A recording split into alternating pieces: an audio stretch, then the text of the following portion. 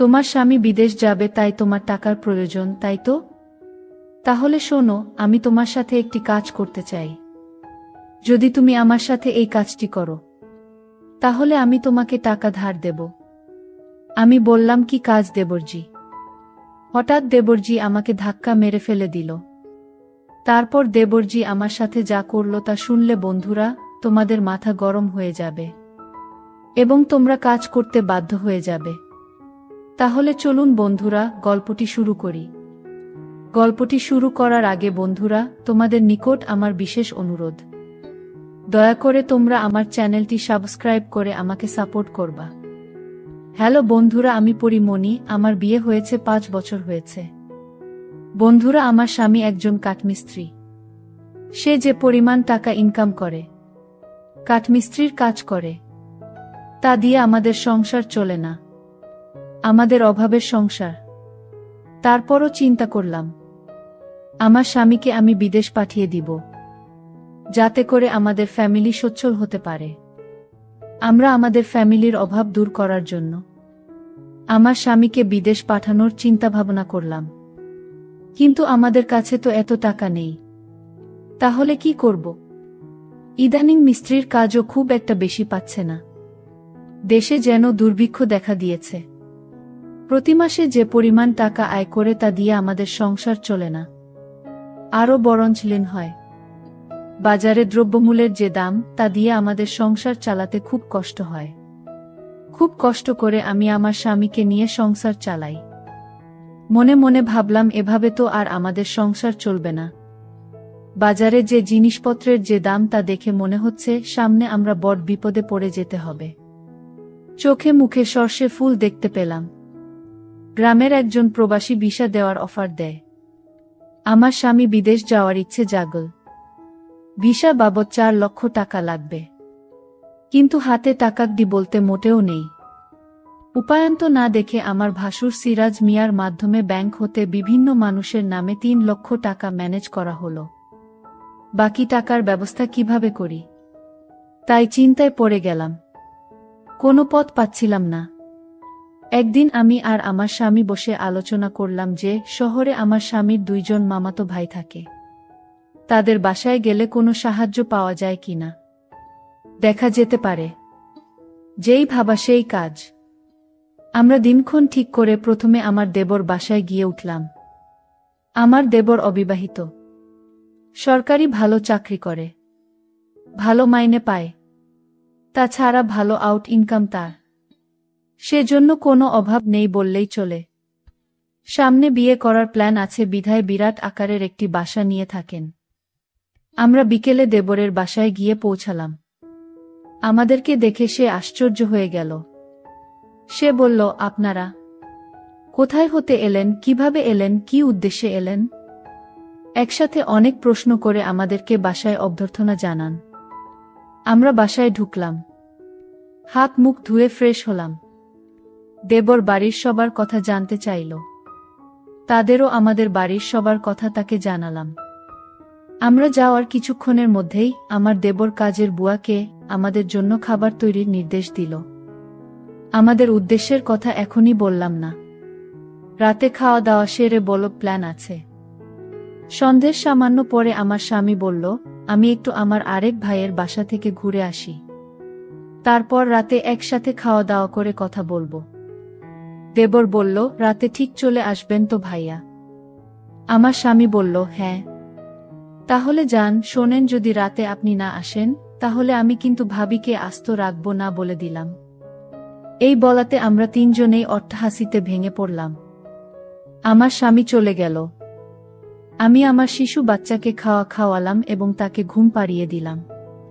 আমরা দেবর ভাবি সোফায় বসে টিভি দেখছিলাম আর রাজ্যের নানা কথাতেই মশগুল হয়ে গেলাম।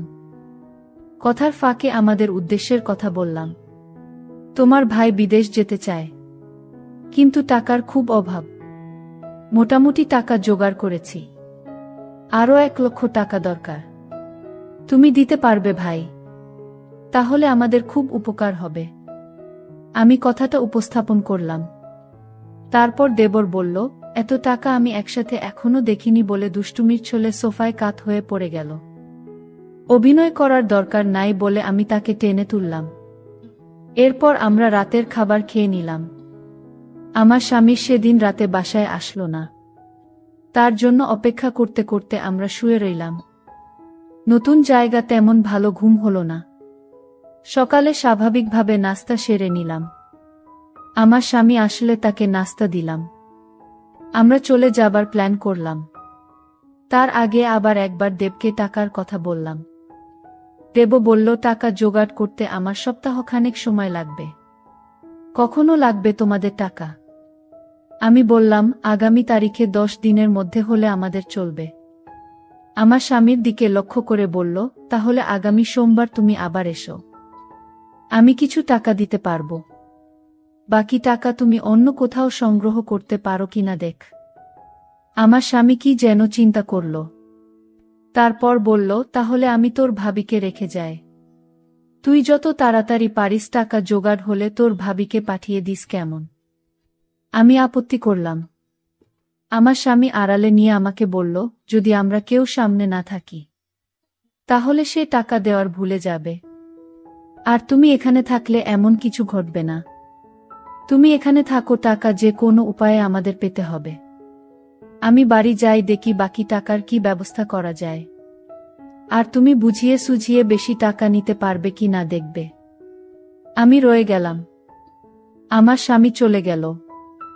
আমার স্বামীকে গাড়িতে তুলে দিয়ে 1 ঘন্টার মধ্যে দেবর ফিরে আসলেও দিনে কোনো প্রকার দুষ্টুমি করেনি। রাত হলো, সে রাতের কথা। কিছুক্ষণ পর বলছি, রাত প্রায় 9টা বাজল। আমরা রাতে খাওয়া দাওয়া সেরে নিলাম। এবার ঘুমানোর পালা। আমি আমার শিশু সন্তানকে খাইয়ে ঘুম পাড়িয়ে নিলাম। আমি বিছানায় গিয়ে শুনলাম দেবর টিভি অন করে সোফায় আরাম করে বসল।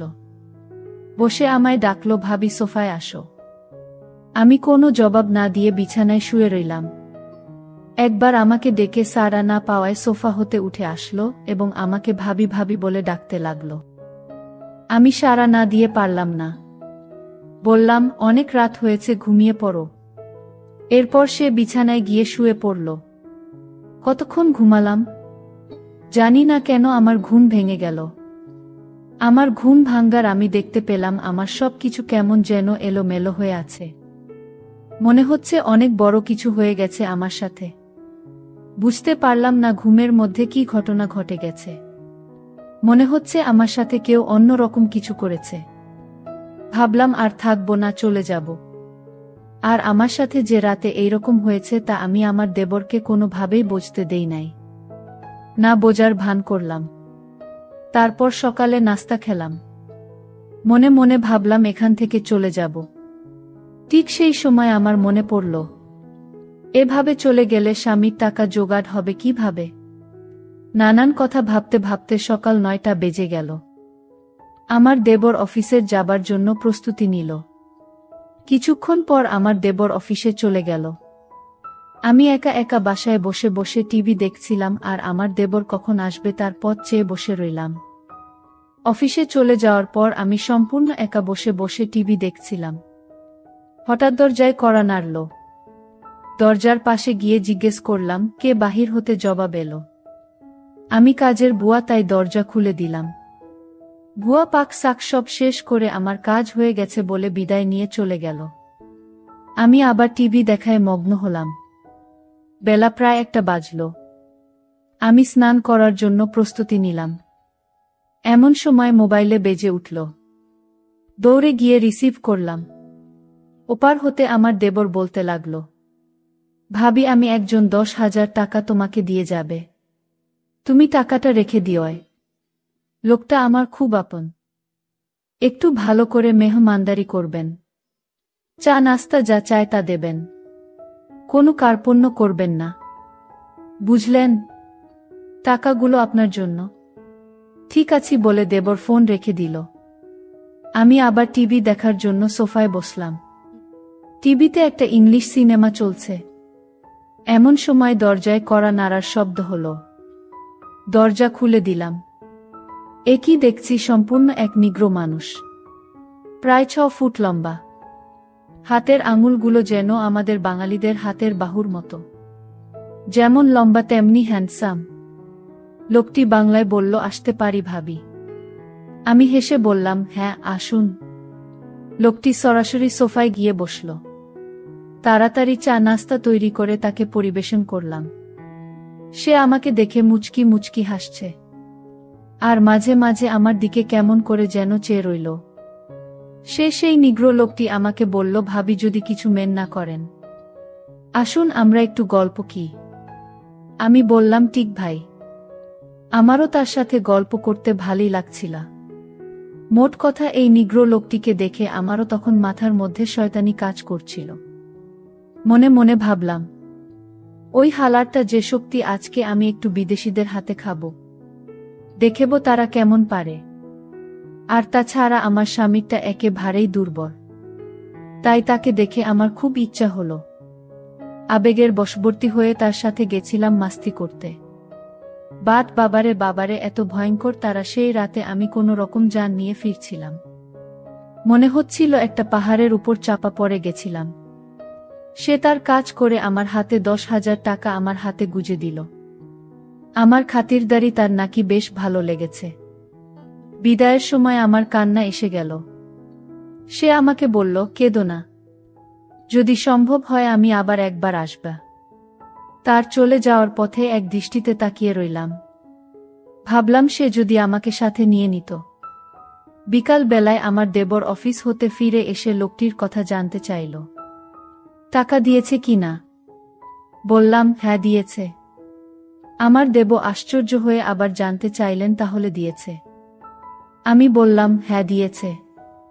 তো এতে আশ্চর্য হওয়ার কি আছে? আমার দেবর হেসে উঠে বলল, এমনি এমনি দেওয়ার কথা ছিল না। আমি কোনো কথা না বলে চুপ হয়ে রইলাম। আমার নীরবতাই সে যা বোঝার বুঝে গেল। আমাকে বলল, ভাবি দুনিয়াটা বড়ই কঠিন। কেউ কাউকে এমনি এমনি টাকা দিতে চায় না, সবাই বিনিময়ে চায়। ভাবি আপনার তো টাকা দরকার, আমি আপনাকে টাকা দেবার সব ব্যবস্থা করব। যদি আপনি আমার সাথে একটি কাজ করেন, তাহলে দেখবেন আপনার স্বামীর বিদেশ যাওয়ার টাকা 2 দিনেই জোগাড় হয়ে যাবে। তখন আমি বললাম, কি কাজ ভাই? তারপর আমার দেবর খুব আমতা আমতা করে বলতে লাগলেন, ভাবি কিভাবে যে আপনাকে বলি। তারপরও বলছি, যেহেতু আপনার টাকার খুবই প্রয়োজন। তো ভাবি, যদি আপনি আমার সাথে, মানে আমি যেভাবে বলি সেইভাবে বেশ কিছুদিন কাজ করেন, তাহলে আপনি অনেক টাকা পেয়ে যাবেন।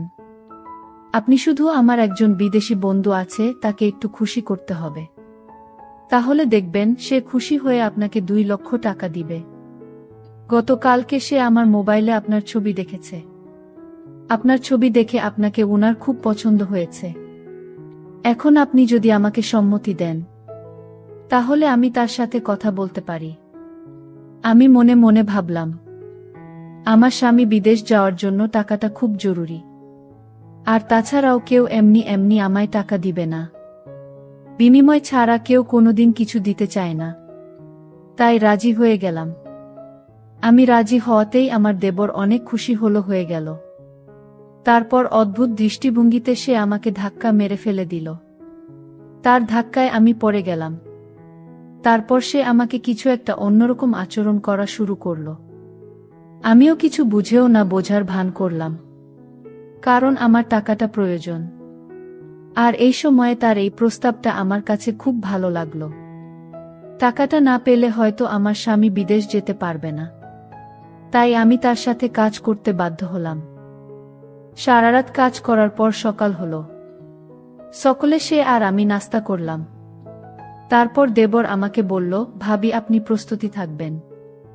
আজকে আমি আর আমার বন্ধুকে নিয়ে আসব। বাড়িতে একটা ছোটখাটো পার্টি হবে। আপনি খুব সাজুগুজো হয়ে থাকবেন। আমি বললাম, ঠিক আছে।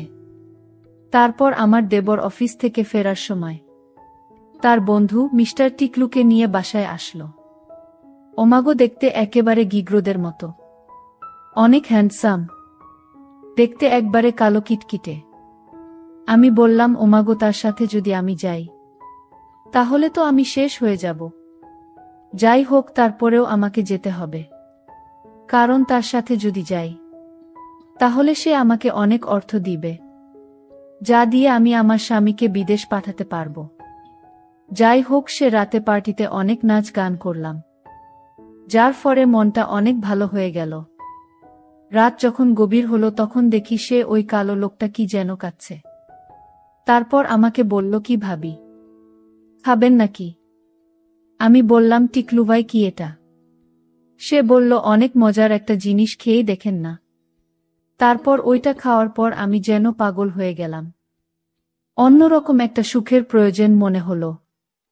বন্ধুরা, তারপর এই কালো কুচকুচে লোকটা আমার সাথে এক অন্যরকম আচরণ করা শুরু করল। আমিও তার কথায় সায় দিতে থাকলাম। কি বলবো বন্ধুরা, মানুষেরটা এত পাওয়ারফুল হয় না।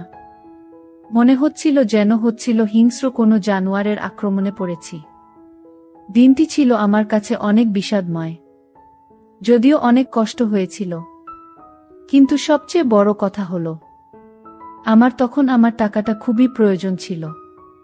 পরিশেষে বন্ধুরা, তোমাদেরকে আমি একটি কথাই বলবো, মানুষ যখন বিপদে পড়ে তখন অসম্ভব কাজ কেউ সম্ভব করে ফেলে। আমার ক্ষেত্রে ঠিক তাই হয়েছিল। যাই হোক বন্ধুরা, এত কিছুর পরেও এখন আমার স্বামী সন্তান নিয়ে খুব ভালো আছি। আমার স্বামী এখন বিদেশে প্রচুর টাকা ইনকাম করে। স্বামীর সংসার এবং সন্তানদেরকে নিয়ে আমি এখন তোমাদের দোয়ায় ভালো আছি। তোমরা সকলেই